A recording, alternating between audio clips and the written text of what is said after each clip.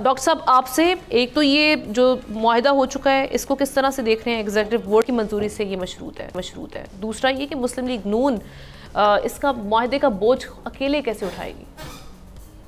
देखिए, ये जो आपके अभी आपने जिसकी बात की है कि जी स्टाफ लेवल पर यानी जो मिशन आया हुआ था उससे इनकी जो मुज़ाकरात है वो कामयाब हो गए हैं और 1.1 जो किस्त अप्रैल में इनको मिलनी थी वो जाहिर है अब एग्जीक्यूटिव बोर्ड जो है वो इसको अप्रूव करता है। अमूमन देखने में यह है कि जब मिशन जो है वो फाइनल फैसला कर देता है तो एग्जीक्यूटिव बोर्ड उसको अप्रूव कर देता है।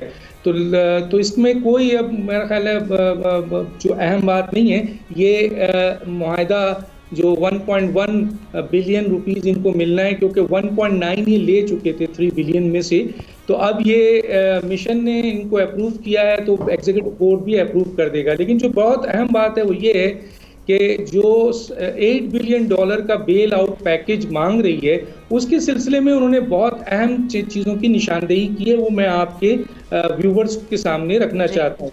हुकूमत पाकिस्तान ने अभी तक दरखास्त तो नहीं दी है, लेकिन क्योंकि बजट में उन्होंने कहा है कि ये तमाम चीज़ें आप लाइए जो बहुत ही इम्पोर्टेंट है। और वो ये कि सूबों को उन्होंने कहा है कि जो NFC अवार्ड के तहत पैसा दिया जाता है वो सूबे पूरी तौर पर खर्च ना करें। तो उन्होंने बिजली के नर्क के हवाले से कहा है कि बिजली के नर्क जो है वो आपको रेगुलर बढ़ाना होगा। गैस के नर्क के ऊपर उन्होंने कहा है कि तकरीबन 6 महीने में गैस का नर्क बढ़ाना पड़ेगा। एक और बहुत इंपॉर्टेंट चीज़ पे उन्होंने निशानदेही की है कि पेट्रोलियम लेवी उसको आपने बढ़ाना है। अच्छा, IMF ने 2 चीज़ों के ऊपर जो है वो बात की है, एक बजट खसारा कंट्रोल और दूसरा सर्कुलर डेट जो है वो नहीं बढ़े।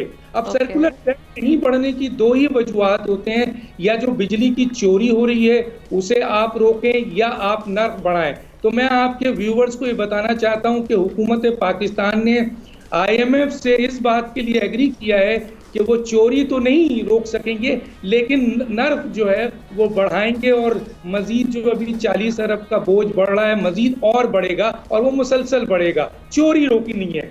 बजट खसारा कंट्रोल करने के लिए उन्होंने जो निशानदेही की है वो की है कि टैक्स की वसूली जो है वो आप बढ़ाइए, और टैक्स की वसूली में उन्होंने परचून के ऊपर टैक्स लगाना, रियल एस्टेट के ऊपर टैक्स लगाना, ज़राअत के इनकम टैक्स के ऊपर टैक्स लगाना।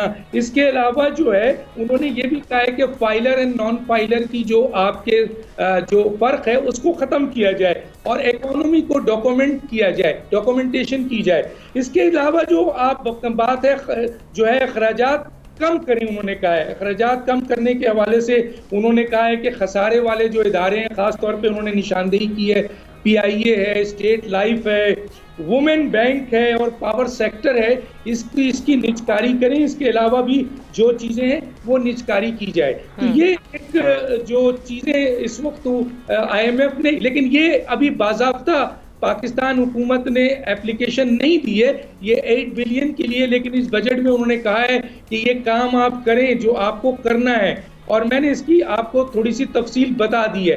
एक बात मैं कहना चाहता हूँ, 2 बातें। एक तो ये है कि यकीनन जो इस वक्त हुकूमत है उसको ये फेस करना पड़ेगा और उसको ये बहुत जिसको कहते हैं ना कि ऐसे फैसले करने पड़ेंगे जो बहुत सख्त फैसले हैं और उसको नुकसान भी उठाना पड़ेगा। मैं एक बात यहाँ पे ज़रूर कहना चाहता हूँ आज आपकी मौजूदगी से इस व्यूवर्स के सामने कि देखें ये जो इनकम ये जो आपने बेनज़ीर इनकम प्रोग्राम रखा है और जो एहसास प्रोग्राम था इनमें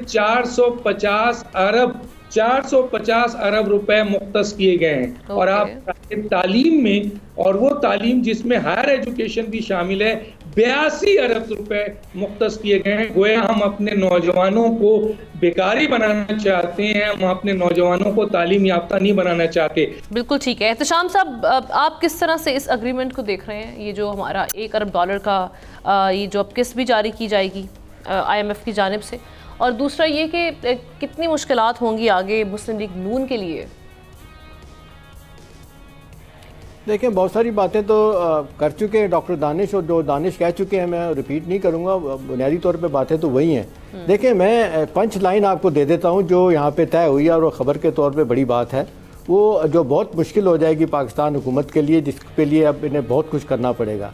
वो लफ्ज़ इस्तेमाल किया गया है कि जी आपका बजट डिस्टॉर्शन जो है ना इतना बढ़ गया है कि जिसको बिगाड़ को ये अब फिस्कल डिसिप्लिन में लाए बगैर आपकी इकॉनमी ठीक नहीं हो सकती। और आपको जो फौरी तौर पे जो करना है ना, वो ख़बर के तौर पे ये बात है। अब ना वो कह रहे हैं कि देखें आप इस वक्त जो बात फिर वही आती है NFC अवार्ड की और फिर फेडरल डिविजन पूल, जिसके तहत हमने 7वां NFC अवार्ड के तहत जो हमने सूबों को पैसा दिया और मरकज़ के पास रखा।